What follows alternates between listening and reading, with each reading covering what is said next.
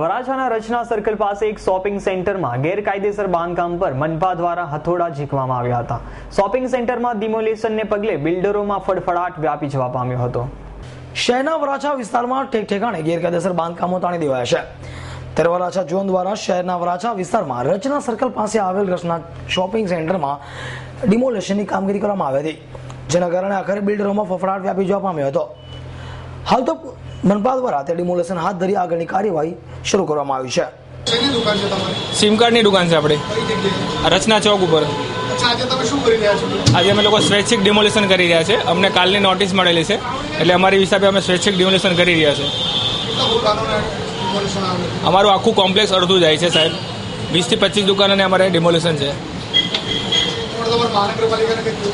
મહાનગરપાલિકા અમને final notice આપી દીધી છે. મહાનગરપાલિકાને શું કહી શકો અમે? એમાં કોઈનું કંઈ હાલતું નથી. અમને ઘણું એવું નુકસાન થાય છે. Bureau report, S9 news, Surat.